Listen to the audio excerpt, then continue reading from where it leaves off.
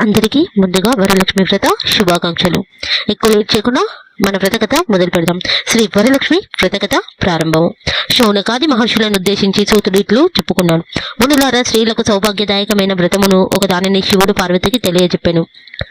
లోకోపకారముకై దానిని మీకు వివరంగా వివరిస్తాను, శ్రద్ధగా వినవలసిందన్నారు. పూర్వం శివుడు ఒకనాడు తన భస్మ సింహాసనముపై కూర్చొని ఉండగా ఇంద్రాది ఇతర దిక్పాలకులు నారద మహర్షి స్తోత్రములతో శివుణ్ణి కీర్తిస్తున్నారు. ఆ మహత్తరమైన ఆనంద సమయంలో పార్వతీదేవి పరమేశ్వరుణ్ణి ఉద్దేశించి, నాదా, స్త్రీలు సర్వ సౌఖ్యములు పొంది పౌత్రాభివృద్ధి తరించుటకు తగిన వ్రతం ఒకదానిని ఆనవాయితీ ఇయ్యవలసిందని అడిగింది.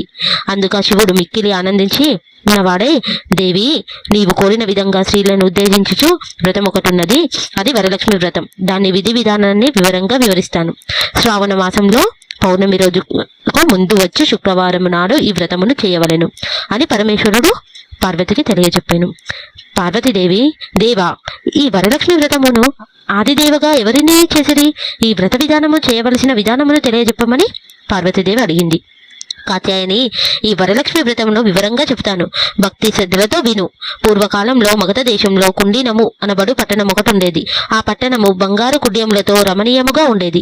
ఈ పట్టణంలో చారుమతి అనబడు ఒక బ్రాహ్మణ స్త్రీ ఉండేది. ఆమె మిగుల సుగుణావతి, వినయ విధేతలు, భక్తి గౌరవాలు గల యోగ్యురాలు. ప్రతిరోజు ప్రాంతకాలాన నిద్రలేచి భర్త పాదాలకు నమస్కరించుకొని ప్రాంతకాలంనే కాలగృహ కృత్యాలు పూర్తి చేసుకొని అత్త మామలను సేవించుకొని మితముగా సంభాషిస్తూ జీవిస్తూ ఉండేది. వరలక్ష్మి వ్రతానికి అధిదేవత అయిన వరలక్ష్మీదేవి ఒకనాడు రాత్రి సమయమునో చారుమతికి కలలో సాక్షాత్కరించింది. ఓ చారుమతి, నీ యందు అనుగ్రహము నాకు కలిగిన దానినను ఈ శ్రావణ పౌర్ణమి నాటికి ముందు వచ్చి శుక్రవారము నాడు నన్ను పూజింపుము, నీవు కోరిన వరాలను కానుకగా ఇచ్చేదనని చెప్పి అంతర్ధానమయ్యాను. చారుమతి అత్యంత ఆనందము పొంది, హే జనని, నీ కృపా కటాక్షములు ఎదిగిన వాళ్ళు ధన్యులు, వారు సంపదలు గాను విద్వాంసులు గాను అయ్యెదరు. ఓ పావని, ఓ వరలక్ష్మీదేవి, నా పూర్వజన్మ సుకృతము వలన నీ పాద దర్శనం నాకు లభించింది అని పరి విధాల వరలక్ష్మీదేవిని స్తుతించింది. చారుమతి మేలుకొని అదంతా కలగా గుర్తించి తన కలను భర్తకు అత్తమామలకు తెలియజెప్పింది. వారు మిక్కిలి ఆనందించిన వారై చారుమతి వ్రత విధానమును తెలుసుకోవలసిందని చెప్పారు. ఊరిలోని వనితలు చారుమతి కలను గురించి విన్నవారై పౌర్ణమి రోజు ముందు వచ్చు శ్రావణ శుక్రవారం కోసం ఎదురు చూస్తున్నారు. శ్రావణ మాసం రోజున చారుమతి గ్రామంలో స్త్రీలు ఉదయాన్నే లేచి తలారు స్నానం చేసి పట్టు వస్త్రాలు ధరించి అందరూ చారుమతి గృహానికి చేరుకున్నారు. ఆమె గృహంలో మండపం ఏర్పరిచి ఆ మండపై బియ్యం పోసి పంచి పల్లవాలు, రాగి, జొవ్వి, మర్రి, మామిడి, ఉత్తరేని మొదలైన పల్లవములచే కలశం ఏర్పాటు చేసింది. వరలక్ష్మీదేవిని సంకల్పం విధులతో సర్వమంగళ మాంగళ్యే శివే సర్వార్థ సాధికే శరణ్యే త్రయంబకే దేవి నారాయణి నమస్తుతే అని ఆహ్వానించి ప్రతిష్ఠించుకున్నారు.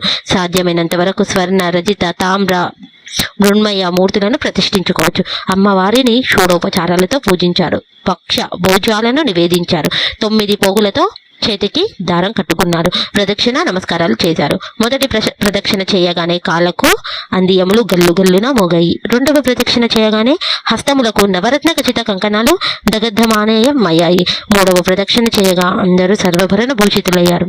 చారుమతి యొక్క వరలక్ష్మి వ్రతం ఫలితంగా ఇతర స్త్రీలు కూడా వాళ్ళ యొక్క ఇల్లు ధన కనక వస్తు వాహనాలతో నిండిపోయాయి. ఆయా స్త్రీల ఇల్లు నుండి జగతురగా రథ వాహనములు వచ్చి వారిని ఇళ్లకు తీసుకొని వెళ్ళాయి. వారంతా మార్గ మధ్యలో చారుమతి మిక్కిలిని పొగుడుచు ఆమెను వరలక్ష్మి కలలో సాక్షాత్కరించి అనుగ్రహించగా ఆమె ఈ వరలక్ష్మి వ్రతంలో తామందరినీ మహద్భాగ్యవంతులుగా చేసిందని పొగిడిరి. వారంతా ప్రతి సంవత్సరము వరలక్ష్మి వ్రతం చేసి సకల సౌభాగ్యములతో సిరి సంపదలు కలిగి సుఖంగా జీవం గడిపి ఆనందదాయకంగా ముక్తిని పొందారు. మునులారా, మహర్షులారా, మముక్షులారా, శివుడు పార్వతికి ఉపదేశించిన వరలక్ష్మి వ్రతాన్ని సవివరంగా మీకు వివరించనున్నాడు సుత మహర్షి. ఈ కథ విన్నా, వ్రతం చేసినప్పుడు చూసిన సకల సౌభాగ్యాలు, సిరి సంపదలు, ఆయురారోగ్యాలు సిద్ధిస్తాయి. జై వరలక్ష్మీదేవి.